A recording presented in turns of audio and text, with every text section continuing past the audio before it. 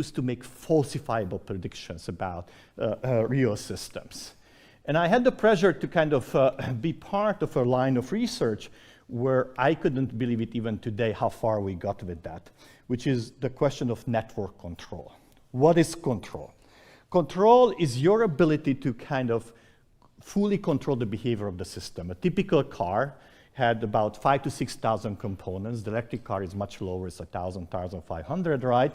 But what's interesting about the car is that when you drive a car, you're not thinking about 6,000 components. You're only controlling the behavior of the steering wheel, the gas pedal, and the brake. And through that, you're controlling the rest of the car. All the pieces, all the 6,000 pieces are controlled by these three components. And so much so that I would urge you not to buy a car that doesn't have that property, right? So the question is, how is that possible? And the reason why it's possible is because the car has been engineered to really be controllable from these 3 points, right? Because at the end, behind the network, behind the car, you have a very, very complicated network. What I would like to do today is to pose a challenge. What if you inverse the problem? Here is a wiring diagram of a vehicle. Happens to be a motorcycle. The car would be too big to show, right? Could you find out the 3 components from which you can control the rest of this network? And of course, if you are an engineer, I'm sure many are here, you could point to the right place, right?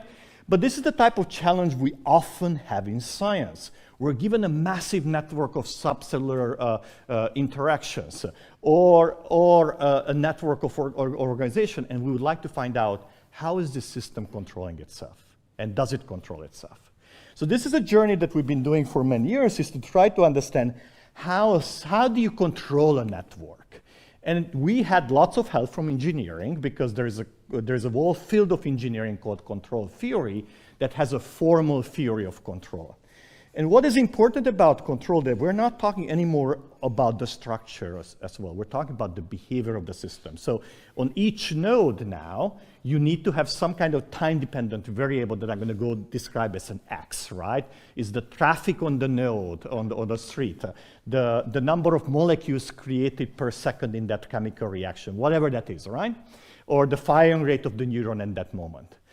And then these pieces are connected through a network, and the activity of each node is not only determined by its own desires, but also by the activity of the nodes that are feeding it with traffic or so on.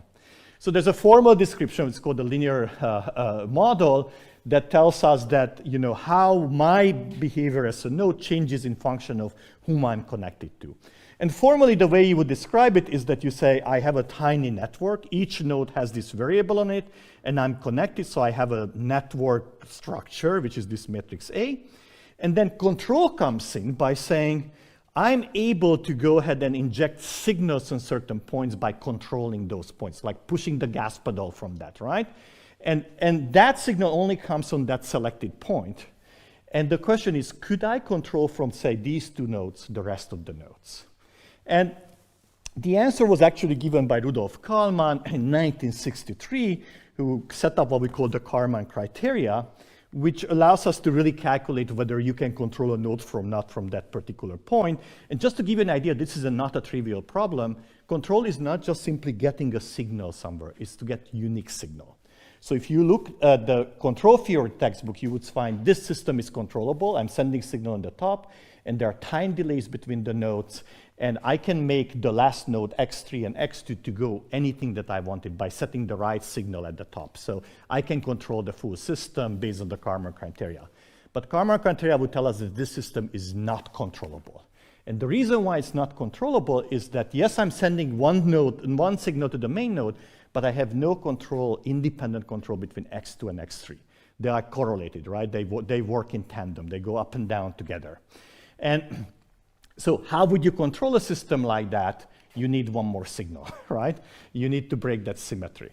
And generally, Kalman criteria tells us whether a system is controllable or not. In 2011, we had a paper where we managed to show that you can actually identify who are the control nodes in a system in a very efficient way by mapping it into another network problem, so-called matching problem that graph theorists study.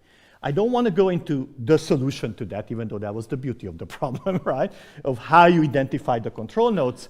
But what it did for us really is that if you start from this network and say whether this network is, who are the control nodes in the system, here I'm showing you as a vibrating nodes, those nodes that are not, from which you cannot control the rest of the network, just to give you an idea that most nodes are not control nodes.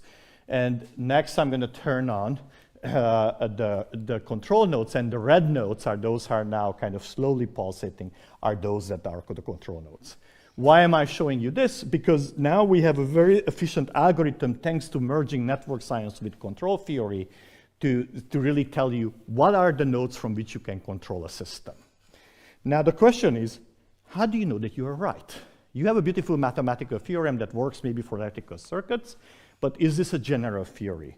And this is where we actually got lucky, because we were able to show experimentally that this works. And we did so by focusing on the C elegans. C elegans is a little worm that is on the Earth. If you take a pile of Earth, there will be thousands of it in there. And it's not a very smart animal. It has only 300 neurons and only 1,000 cells altogether. But it still does lots of things. For example, it doesn't like to be touched. So when you touch it like here, it will turn around and run away, right? So no caressing with C. elegans, right? And biologists have worked a lot, and particularly neuroscientists, to understand how does it do it, right? With the 1,000 cells and 300 neurons. And the model they came up with is shown over here, right? There are what we call sensory neurons along the body of the animal. These are the sensory inputs.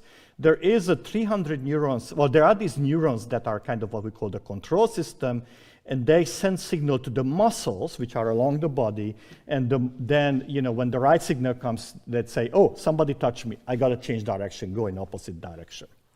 So why do we know that? Because there is 30 years of experimentation that mapped out every single neuron that is involved in that pathway. So this is a closed problem, many Nobel Prizes given for that. But here's what's interesting. When you actually look at the wiring diagram of that neural network, it doesn't look like that nice pathway. It looks like that, right? And here I'm highlighting those neurons in orange that were on the previous image, right? So they don't just do that pathway. They're connected to dozens of other neurons. And so how do you go from this to this other one, right? And could we use network science and control theory to do that? And the answer was yes. And the principle that we ended up using is very simple. You remember I showed you that this one on the left is not controllable, but the one on the right is controllable, right? Because I have a symmetry breaking. It turns out you can generalize to say it's a little bit the kindergarten problem. It's a very ruly kindergarten where if you have fewer teachers than kids, you can control the class, right? And you must have more teachers than kids in order to have full control. And it turns out this principle can be applied by applying the control equations to this massive network that I showed you earlier.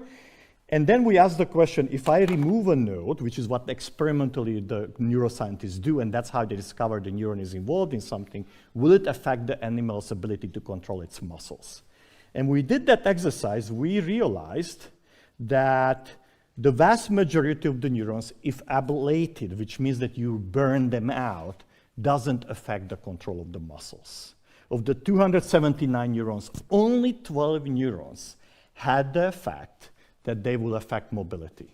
And, this was a pure prediction from applying network science and control to the neural network there. And what's interesting about this prediction, it wasn't tell us, like, here are the most likely neurons who would do that. No, it said only these 12 and no one else, right?